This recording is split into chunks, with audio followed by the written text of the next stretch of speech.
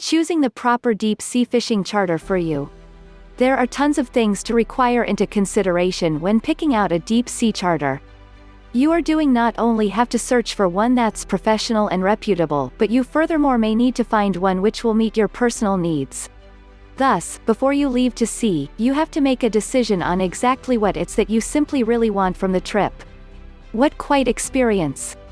Your main concern must be to make a decision on the sort of experience that you simply want to urge.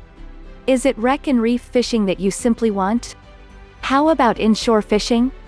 Probably you're curious about getting a charter which specializes on targeting specific sorts of species, like billfish, tarpon, etc. Factors like these would definitely depend upon what place within the world you'll be fishing in. As an example, if you'll be fishing from the Gulf of Mexico, you'd have different options if you'll be trying to find a deep-sea charter in Northern California.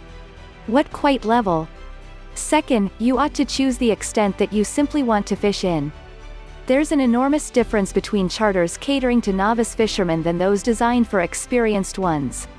Nevertheless, the good thing about charter boats' abundance is that they need one for any kind of level. Some specialize on catering to beginners and families, while some concentrate on bringing experienced anglers bent sea. Tons of charter services can actually provide you with several options. Presumably, charter boat captains would offer trolling options, which is particularly for novice anglers, families, and even kids.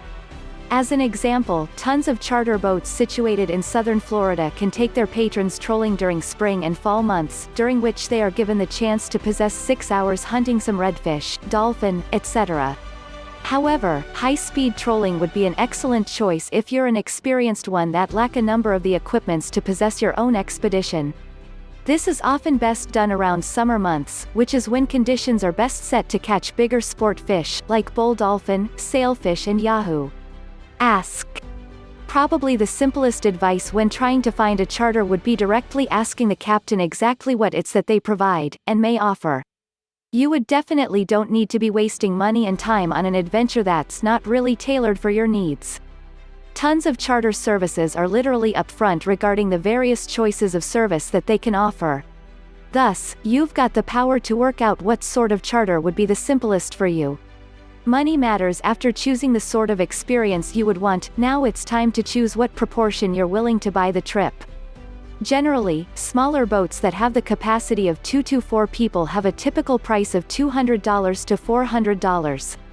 If you would like to urge a bigger boat for an entire excursion, prices usually play around $900 to $1,200. Additionally, factors like the charter's reputation play a task on what proportion they charge.